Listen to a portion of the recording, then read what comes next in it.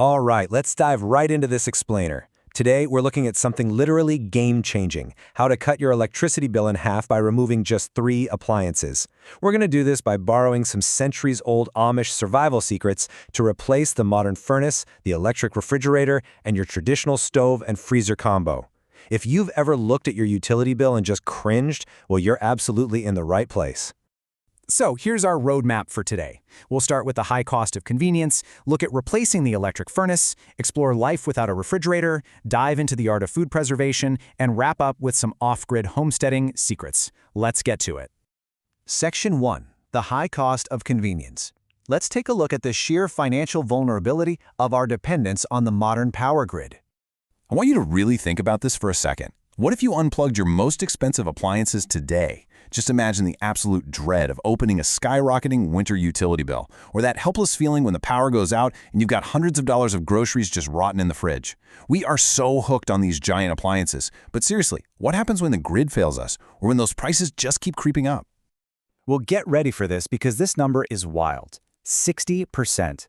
The Amish actually spend about 60% less on heating than the average American. And keep in mind, they live in these massive, spacious homes and they weather the exact same freezing winters we do. But they pull it off for a fraction of the cost, without ever touching a thermostat. It's brilliant. To put that in perspective, while your average American family is shelling out anywhere from $1,500 to $2,500 every single winter just to run forced air and gas, Amish families are keeping warm for just $600 to $1,000. That is a massive financial gap. So how exactly are they pulling off this low-tech heating magic? Let's decode it. Which brings us to Section 2, replacing the electric furnace. We're going to explore exactly how to stay incredibly warm without a modern electric or gas furnace. Look at the stark contrast here. Modern HVAC systems basically trap us in this really fragile, super expensive cycle. Sure, they blast hot air, but the second the power cuts out, all that heat is just gone. Poof. Now, compare that to an Amish masonry or rocket mass heater. A rocket mass heater is like a masterclass in efficiency. You feed it a tiny amount of wood and it burns so efficiently that it uses up to 80% less fuel than a regular fireplace. And the best part? It radiates heat for 12 to 24 hours. Honestly, it's a total game changer. The real secret sauce here is something called thermal mass. Think of thermal mass as a natural zero-electricity heat battery for your house. The Amish use incredibly dense materials like soapstone, heavy bricks, or even clay built right around their stoves. When they build a fire, these materials soak up the heat like a giant sponge.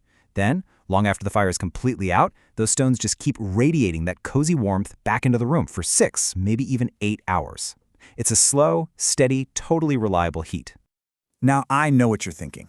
I can't just build a giant brick oven in my living room today. Fair enough, but you can absolutely steal these micro-habits right now to slash your bill. Grab some soapstone blocks and set them near a safe heat source. Open your south-facing windows during the day to capture that free passive solar heat. And my personal favorite, because it takes literally zero effort, zone heating. Just shut the doors to your spare rooms. Throw down some thick area rugs to block out the cold from the floor, and boom, you're instantly trapping so much more heat in the rooms you actually use. All right, Section 3, life without a refrigerator. Let's tackle that second massive energy drain in your house and figure out how to keep food cold without plugging anything in. When you stop and think about it, a modern fridge is just a nonstop energy vampire. The Amish take a completely different route. They literally use the earth. An underground root cellar naturally stays at a perfect 32 to 40 degrees Fahrenheit all year round just because of the dirt surrounding it.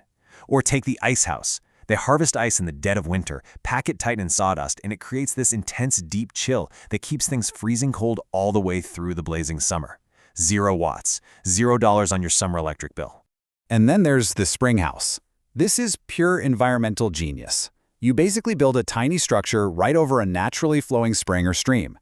The constant flow of that cold earth water literally draws the heat right out of whatever containers of dairy or produce you put in there. It's an all-natural, perpetual refrigerator that will never, ever need a replacement part. Moving on to Section 4, the art of food preservation.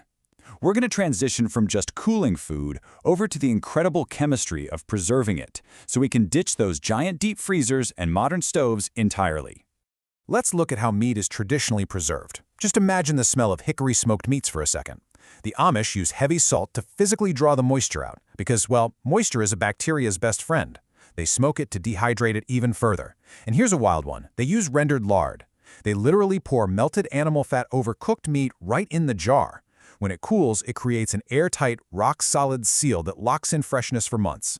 And don't forget high-pressure canning. You can safely store a hearty beef stew on a room-temperature shelf for 3 to 5 years. Honestly, who needs a chest freezer when you got tricks like this? But this might be their ultimate secret. The lime water technique for eggs. It's an old-school chemistry hack. You just take 1 ounce of food-grade lime, which is calcium hydroxide, and dissolve it in a quart of water.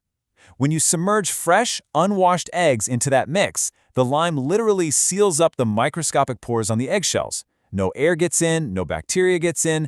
You can store these eggs at room temperature for over a year. Seriously, over a year, it's just sitting in a bucket.